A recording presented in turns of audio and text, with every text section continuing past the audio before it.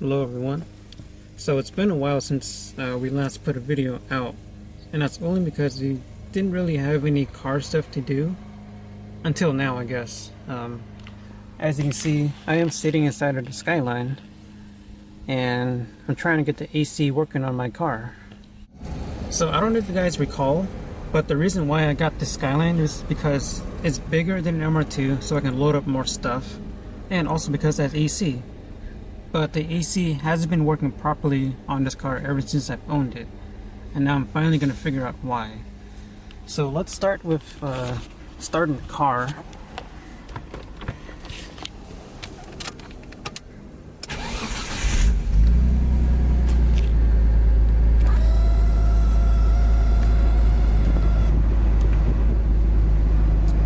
Yep, it's not on right now.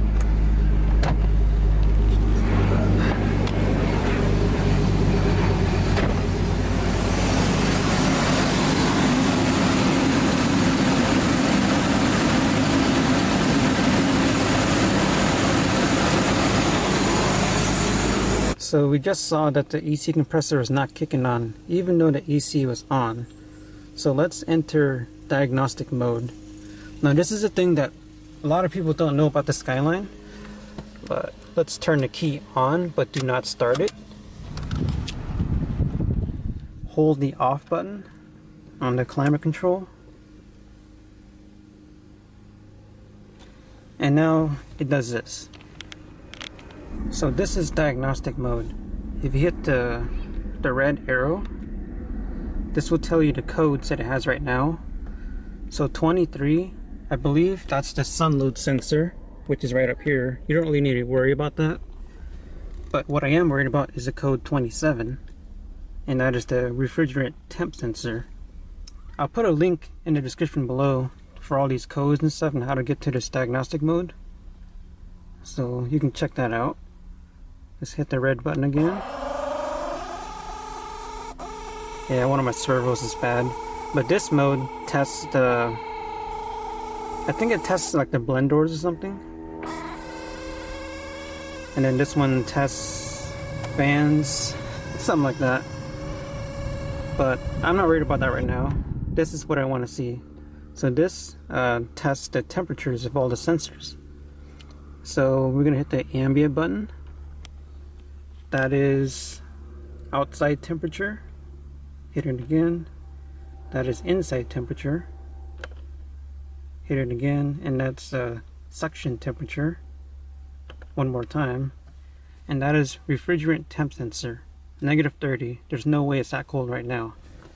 So all these sensors gotta read about the same temperatures in order for the AC to work. And code 27, plus now seeing that this is -30, I know that the refrigerant temp sensor is bad. So, I don't really know where it is. I know it's somewhere under the dash, inside the evap core, but I don't know how involved that job is. We're gonna find out. Okay, so I started with taking off the glove box. It's just 2 screws right there. It's easy enough. Now, just by looking at this here and the parts that I have right there, I believe that this is the evaporator core temperature sensor, and it looks like it goes behind the blower motor resistor. So I'm going to start by taking this off and then seeing what's inside of it. And this is the new temp sensor. There's the part number. The wires look the same, so hopefully that's it. I don't know if you guys can hear this, but there's a bunch of semi-trucks right behind my house. So if they're noisy, I'm sorry about that. Anyways, let's get back to this. So I've got the blower motor resistor out, and this is indeed the evaporator core temperature sensor. So this wire leads up right there, that middle one in black. So that's easy enough. But now I can't fit my hand in here, so I'll probably end up pulling the blower motor out. That way I can get my hand in there and pull out the sensor without breaking anything. So let's get this thing out. Okay, so that's the blower motor out. Nice collection of leaves in there. Better clean that up before I put it back in. But yeah, this is just held in with 3 Phillips screws, easy enough. So now, maybe I can get my hand through here and pull that sensor out. So I'm gonna try it out.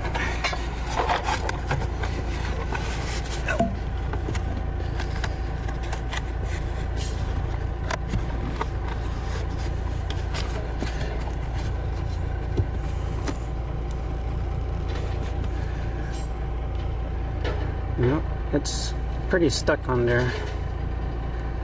Let me get some light in here. Okay, so I got the old sensor out and I actually yanked it and then it just ripped. But that's because the actual probe part right here, so it looks like this, is actually like surrounded by, hopefully you can see this.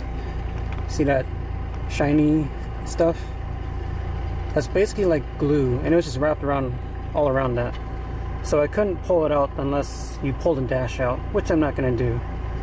So my plan is, I'm going to stick that probe in, just into the evaporator core, like in between the fins, and then I should be good. At least I hope. Now I did notice why the sensor failed, and that's because right here, the wires are pinched. Looks like it was pinched right there. So that's why it's shorted out. So I'm gonna clean up this box as best as I could, get all the leaves out, and then stick the new sensor in. Okay, so I put all the fan stuff back together, but I left the glove box off just to make sure everything works first. So let's put it in diagnostic mode again, turn the key on, and then hold the off button.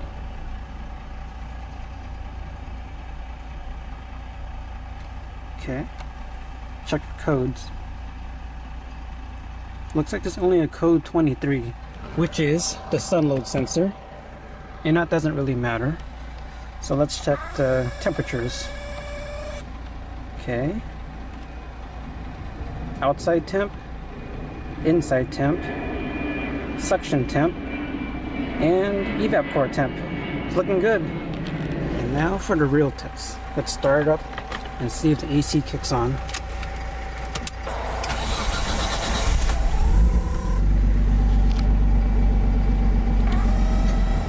Oh, you hear that? AC kicked on.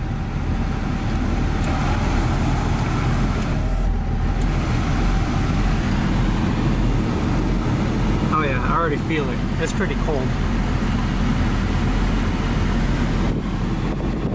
Nice. Very nice. Alright, let's check on the compressor.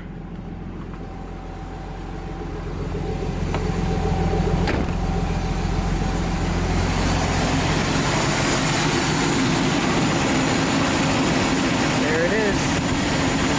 You can see the magnetic clutch right in front of the compressor is spinning. Let's see. Let's see if this is cold. Yep, that's ice cold. That is the low side AC line. Okay. Very nice. Very nice.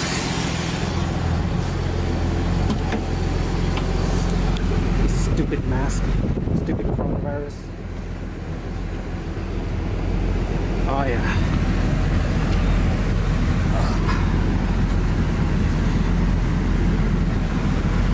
Man, working AC at like the end of summer, if I had known this is a 30-minute job, I would have fixed this a long time ago. I've had this part sitting around for like over a year, but I actually haven't been driving this car for the past 4 months because of a broken windshield. But I finally got a nice OEM one, brand new. See right there? No, you can't see it. But yeah, it's OEM Nissan. You can see the little sticker there. Uncracked. Alright, I can start driving this car again. Looks like everything's still good.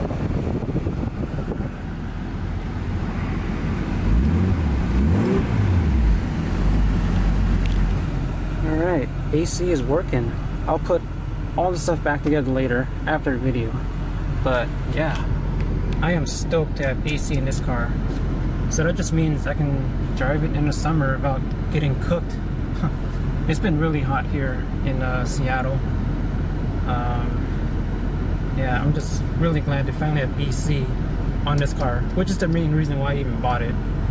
And if I had known that that stupid sensor was a 30-minute fix, I would have done it a long time ago. I thought you had to pull the dash out, but it's literally 30 minutes, and I've had the part laying around for like over a year. And I finally looked into it. But yeah, hopefully not. Maybe some of you Skyline guys have the same problem.